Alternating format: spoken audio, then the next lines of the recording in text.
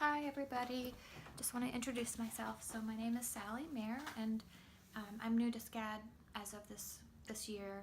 I was assigned some additional courses because I have a background in art history and I have a lot of catching up to do in painting, but I've made a lot of progress, which I'm very happy about.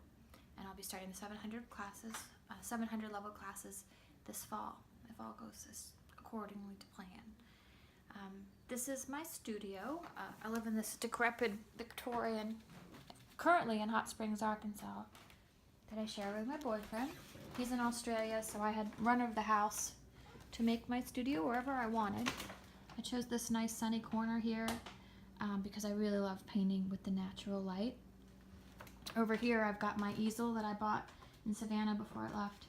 It's a Blick heavy duty. And you can see how high it goes. It's really wonderful because it's sturdy and you can put almost any size on it. Best feature for me are these wheels. I can wheel it anywhere I want to. It's completely adjustable. Got my clip light up there, my little stool. I have a variety of different palettes depending on what I'm working on. Brushes, solvents, all kinds of mediums, brushes in that big box, as well as all my oil paints. And then you can see all my different kinds of gesso texturing, mediums, some frames I'm working on. This is the wooden panel I just made. I'm so proud of it. It's my first one, and you can see how substantial it is. I actually made it a little too heavy duty, but it's not, it's sturdy as an ox. As far as paintings go, sorry to keep spinning around like this. This is the man of the house. This is a portrait I did last quarter, and it was, if you'd seen my work before, you'd see that it's a pretty big improvement. During the critique, most of the students really liked his arm, the arm with the tattoo, and I agree that that's the most successful part of the painting. One thing I've learned about my process is that I really do I can get lost in them. If I work too hard for too long, I get kind of blind, and I make them over processed and kind of plasticky and dead looking. So this one I stepped away for a couple weeks, and when I came back, it came so naturally, and the arm I think is a good example of that. I just painted it with ease, and it just captured more of his essence than I had previously. And then there's some old paintings down there. This is another portrait I did at the end of the quarter, so again, just a couple weeks ago. And you can see this one's even looser and a little more gestural. You can see the paint is broken up a little more. And actually, I like the effect. I'm still struggling to, explore different approaches because I don't really have a defined one as of yet, which is good. A lot of artists work in multiple veins, but I'm still in the discovery process, so we'll see. Trying to explore different methods.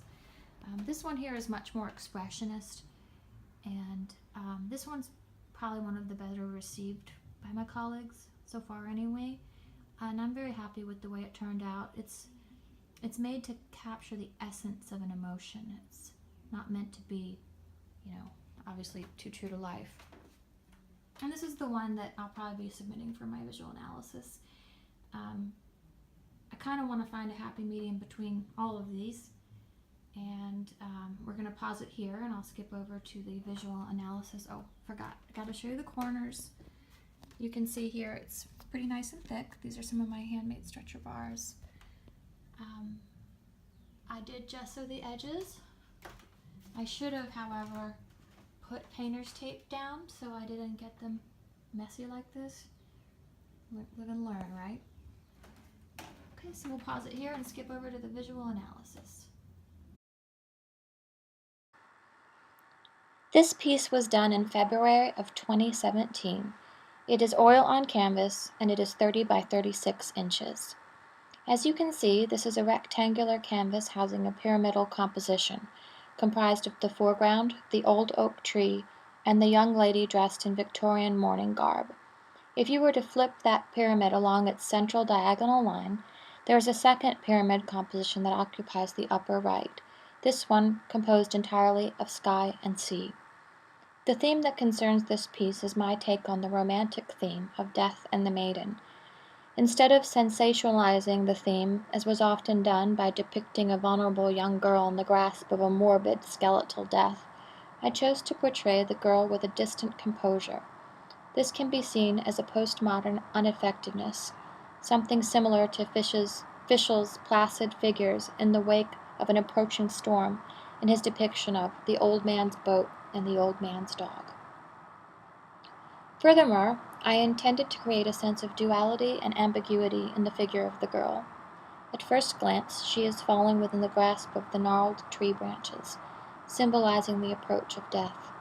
However, by placing her ahead of the tree and by shrouding her face with a black veil, she is given an element of mystery and power. She assumes the possibility of a new role. She is no longer the victim of death, but the personification of death, standing ahead of the old symbolic tree. The sea behind her blends into the sky. You cannot quite tell where one begins and the other ends, which is meant to allude to the great abyss of the unknown. The fact that the tree does not fill the frame completely echoes the fragility and transience of life, and our smallness in the complexity of the universe and in eternity, which also alludes to the sublime. In my opinion, the tree is the most successful part of the painting. I attribute this in part to the pictorial thrusts created by its winding, multi-angled branches, as they create a sense of complexity, but also of unity in their repetitious shapes. Tints of light blue at the top of the painting gain pigment as they continue down, culminating in the deepest saturation in the sea behind the figures, in the foreground, and in the figures themselves, acting as a visual aid to draw the eye to the most significant area of the painting. The high-value contrast of the figures against the background is also intended to bring focus to them. The color palette itself is unified, as colors are pulled and echoed throughout the entire canvas.